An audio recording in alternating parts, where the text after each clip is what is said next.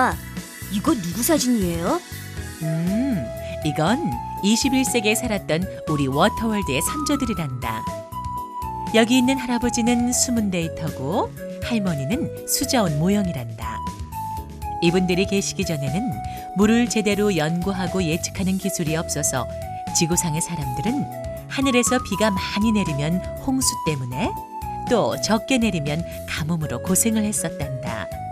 그렇지만 숨은 데이터와 모형이 태어나면서 본격적으로 물을 하나의 자원이라고 생각하고 효율적으로 관리하기 위한 연구가 시작됐단다. 그럼 숨은 데이터 할아버지는 무슨 일을 하셨나요? 숨은 데이터라는 건 강우의 양과 기상 형태, 하천의 흐름 상태와 같은 정보를 말한단다. 이런 자료를 모아둔 것을 숨은 데이터베이스라고 하는데 좀 더 자세히 말하면 강우 자료, 유량 자료, 수위 자료, 기상 자료, 댐의 저유량, 방류량 등에 관련된 자료들이 모두 포함된단다. 그럼 물에 관련된 자료를 체계적으로 분석하고 정리하여 저장해 놓은 것을 숨은 데이터베이스라고 하는 거군요. 딩동댕. 그렇지. 그리고 옆에 계신 수자원 모형 할머니는 숨은 데이터 할아버지를 바탕으로 수자원 관리에 필요한 상황을 분석하는 도구란다. 예를 들면 비가 많이 내리면 하류 지역의 예상 수위, 침수가 발생되는 지역과 시기를 예측하는데 이런 예상치들은 숨은 데이터 할아버지를 토대로 계산해서 얻은 결과값이지. 예전에는 숨은 데이터, 모형만으로 수자원에 관련된 상황을 분석하고 예측했는데 부족한 면이 많았단다. 그래서 할아버지 할머니 사이에 태어난 아들에게 첨단 기술을 익히게 했는데 그 아들이 바로 GIS란다. GIS는 지오그래픽 인포메이션 시스템의 약자로 일종의 디지털 지리정보 체계라고 하는 거죠? 빙고! 공간에 관련된 하천의 위치, 토지의 특성, 또 산의 높낮이와 같은 지형의 특징을 수집하고 분석한 디지털 정보를 컴퓨터를 이용해서 활용하는 기술이지. 물은 항상 높은 곳에서 낮은 곳으로 흘러가니까 GIS를 통해서 지형의 높낮이를 알 수 있다면 물이 어디로 어떻게 흘러간다는 걸 알 수 있단다. 수자원 분야에서 GIS를 이용하면 숨은 현상에 영향을 미치는 토양 정보, 토지 이용 정보, 유역의 형태와 같은 숨은 지형 정보를 과학적으로 분석할 수 있단다.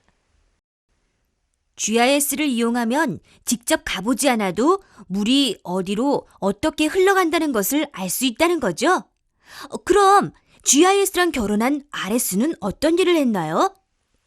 첨단 학문을 배운 GIS처럼 RS도 신학문을 배운 여성이었지. RS는 리모트 센싱의 약자로 원격 탐사라고도 하는데 사람들이 직접 가지 않고 인공위성이나 항공기를 이용해서 먼 거리에서 관찰하는 기술이지. 지표면에서 반사되는 태양에너지의 전자기파를 인공위성이나 항공기에 설치된 센서로 탐지해서 토지, 환경, 또 자원에 대한 정보를 얻는 첨단 기술이란다. 그럼 RS는 어떤 일을 할 수 있나요? 넓은 지역에 대한 정보를 짧은 시간에 수집하고 사람이 직접 갈 수 없는 지역의 정보도 얻을 수 있지. 또한 동일한 지역의 정보를 주기적으로 수집해서 손쉽게 업데이트할 수도 있고 광학적 센서를 이용해서 사람의 눈으로 볼 수 없는 정보도 얻을 수 있단다. 숨은 데이터와 모형 사이에서 태어난 GIS가 RS와 결혼하고 나서부터 첨단 수자원 관리 시스템이라는 개념이 정립돼 워터월드 유토피아의 기초를 다졌단다. 여기서 말하는 시스템이란 무슨 뜻인가요? 시스템이란 사용자가 현실 세계의 어떤 목적을 달성하기 위하여 필요한 데이터와 분석 도구와 같은 요소들을 하나의 체계적인 틀을 갖추어 통합시키는 거란다. 첨단 수자원 관리 시스템은 원격 탐사 자료와 GIS에서 얻어진 분석 결과를 수자원 모형과 연계하여 현실 세계에서 물과 관련된 문제들을 해결하기 위한 거란다.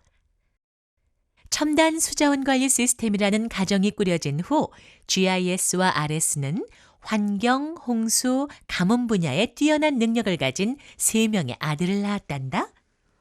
3명의 아들은 어떤 일을 했나요?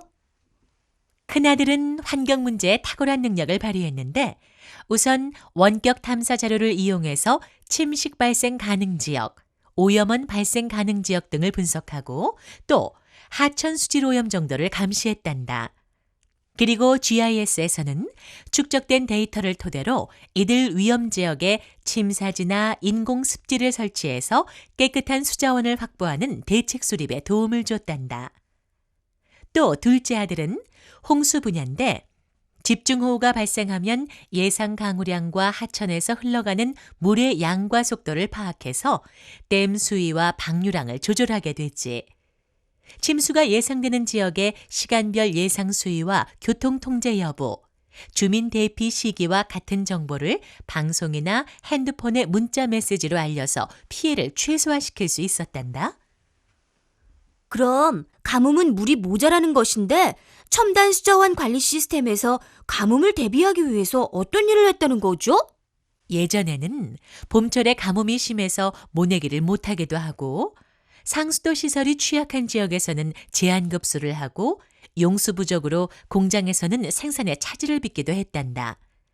이런 것들을 따지고 보면 가뭄으로 인한 경제적 피해도 천문학적이라고 할 수 있을 텐데 가뭄 극복에 GIS와 RS의 첨단 수자원 관리 시스템이 큰 역할을 했단다. 우선 주기적으로 관측되는 원격 탐사 자료를 이용해서 가뭄의 패턴을 분석하고 예측하는 데 도움을 줬지. 그리고 습기를 포함한 지형의 반사율 분석과 빗물의 토양 침투율을 파악하여 하천이나 저수지 개발, 관계수로 개발과 같은 대책을 세우는 데 큰 역할을 했단다. 우리 조상들이 살기 좋은 물의 나라를 만드는데 많은 노력을 하셨군요. 그렇단다. 수자원을 효율적으로 관리해서 사람들이 보다 편리하고 건강하게 살 수 있도록 돕는 것이 바로 우리의 일이란다.